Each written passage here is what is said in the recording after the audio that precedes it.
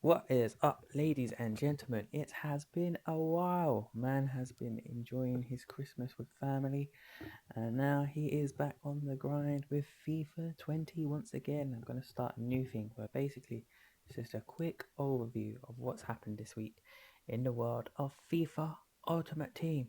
So, obviously, it's been a hectic week this week with Ultimate Team content. The first being it was the end of FUTMAS last during this week, in which let's just say it kind of ended with a little bit of a whimper in terms of what we were understanding of FUTMAS content, with a reasonable Toro Vidal and someone else who I've completely forgotten, but I know I did not enjoy looking at the card. In fact, I was so disappointed that I didn't do a video on the last day of FUTMAS because I just thought, it wasn't that great.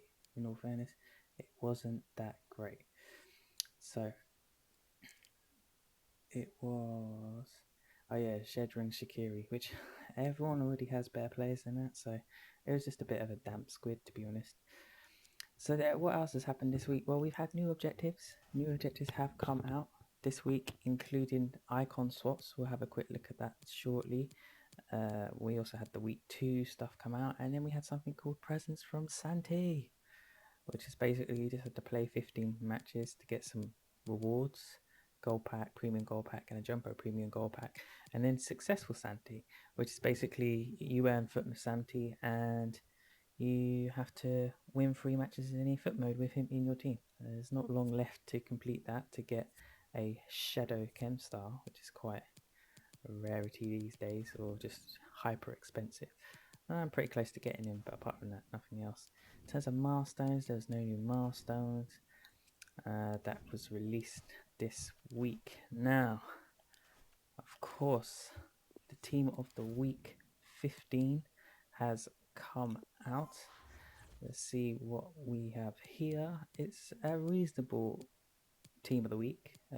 Suarez at 90. Everyone's big on to Neymar Jr. at 93. I mean, there's quite a few reasonable cards in here, but not a lot that people are going to get massively excited about. There are just a few cards that you probably want in terms of Werner, Allen, Neymar, and Gnabry are probably the ones that you really want. And if you're lucky, that Roberto Firmino card's probably going to be pretty decent too. But everyone else is just a little bit like, nah, okay. Oh, and Ben Yedder as well. Everyone loves a bit of Ben Yedder. But yeah, in terms of team of the week, it's not a bad one actually. In all fairness, it's a lot better than some of the weeks have been. That's for sure. And there's a lot of high-rated players within the squad as well. Not massively high ratings, but reasonably high ratings. There's quite a few over 85s within the team of the week squad this week. Now, SBCs have changed since FUTMAS. They're revisiting old SBCs. REA. Which is interesting.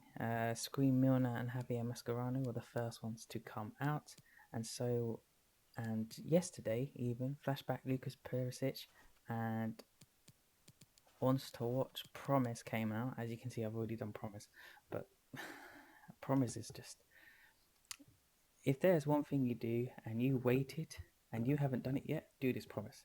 81 rated squad, team of the week, one team of the week, one Eredivisie player.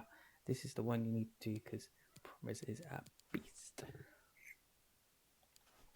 FUTMAS content is still continuing to bang stuff out this week with new team of the week upgrades, including 83 plus rated guarantee, 82 to 88 upgrades, and FUTMAS challenges have suddenly become a little bit more regular, but not that regular in all fairness. But it's a little bit better than it was before. Also, we had the release of 80 plus upgrades and base icon upgrades, and you also got your marquee matchups and marquee moments too. We also now have a new league SBC that has come out this week too, with the release of the Premier League SBC, and that has given 2 new players that have caused a lot of controversy of late, Mayer and Foyth. Mayer is a pretty regular in the Crystal Palace team in all fairness, and Foyth doesn't really get a game for Tottenham, so it's a bit of a surprise to see him actually be released. But I can understand the reasons why a lot of people are upset. They want better class players to actually earn from these league SBCs, but it's like other people have said, like the Penfest is a really good example here. He likes the idea of giving players who wouldn't normally get a shoe in your teams and give them the opportunity to be a part of your teams, which I think is quite nice. And I can fully understand the concept, but I can also understand the concept of why people are very upset about the fact that they're not getting the high quality class players they would like to see from completing league SBCs like this. And then, obviously, the big thing this week was that Icon Swaps was released, and there is a heck of a lot of them. You got some real class players in here. Mid icon Bobby Moore, Frank Rijkaard, Fernando Herrera, Edwin van der Sar, the list goes on. Robert Pires, Socrates, Sambrota, Figo, Campbell, Lineker. Oh, it's on and on. Barnes, Del Piero, Ronaldinho, Essien, and Patrick Vieira have all been released.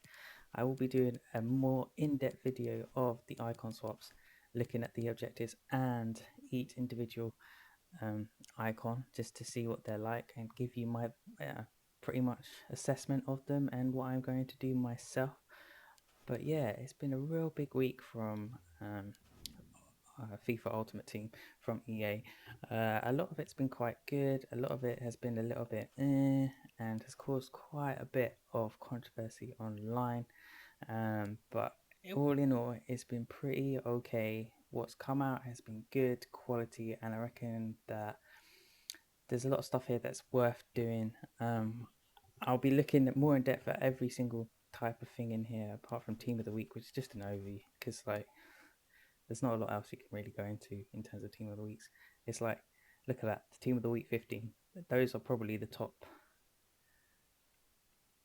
5 players, and you might want Alan as well that you want to get from that Team of the Week. But apart from that, yeah, that's pretty much it for this week of what's happened in Ultimate Team. I think this will probably be a new series that I'll do going forward, just doing quick overviews for you guys, letting you know what new content has come out and what you think, and yeah, what I think about it. But until next time, guys, this has been Will Be. Please remember to subscribe, like, send us a comment, let me know what other kind of information you want to know about, and I will see you guys later.